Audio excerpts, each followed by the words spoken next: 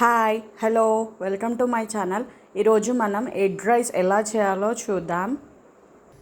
ఇలా ఒక ప్యాన్ తీసుకొని ఒక గరిటె ఆయిల్ వేసి పోపు పెట్టుకోవాలి. కొద్దిగా కరివేపాకు. ఇలా పోపు వేగాక మనం సన్నగా చాప్ చేసుకున్న పచ్చిమిర్చి, సన్నగా చాప్ చేసుకున్న ఆనియన్స్ కూడా వేసి బాగా ఫ్రై చేయాలి.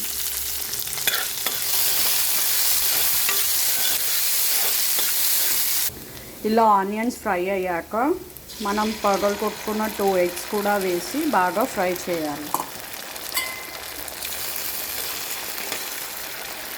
ఇలా ఎగ్ బాగా ఫ్రై అయ్యాక 1/2 స్పూన్ పెప్పర్ పౌడర్, మిరియాల పొడి, 1/2 స్పూన్ గరం మసాలా, 1/2 స్పూన్ కారం. ఆల్రెడీ పచ్చిమిర్చి వేసాం కాబట్టి అన్నీ కొంచెం కొంచెమే వేస్తున్నానండి నేను. 1 స్పూన్ ఉప్పు, చిటికెడు పసుపు అన్నీ వేసి ఒక 2 మినిట్స్ మళ్ళీ బాగా ఫ్రై చేయాలి. ఇది ఫ్రై అయ్యాక మనం ప్రిపేర్ చేసుకున్న రైస్ కూడా ఇందులో వేసి బాగా కలుపుకోవాలి.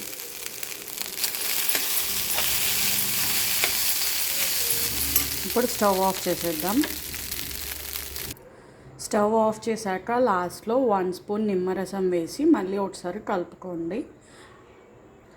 నిమ్మరసం ఆప్షనల్ అండి, మీకు కావాలంటే వేసుకోవచ్చు, లేకపోతే లేదు, అలాగే సర్వ్ చేసేయచ్చు. టేస్ట్ ఎలా అయినా బాగుంటుంది.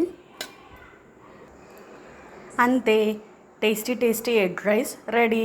చాలా బాగుంటుంది, తప్పకుండా ట్రై చేయండి. పచ్చి ఉల్లిగడ్డలు నంచుకొని తింటే రైస్ చాలా ఇంకా బాగుంటుందండి. టేస్ట్ తీయగా, కారంగా, పుల్లగా. Thank you for watching. Please subscribe to my channel.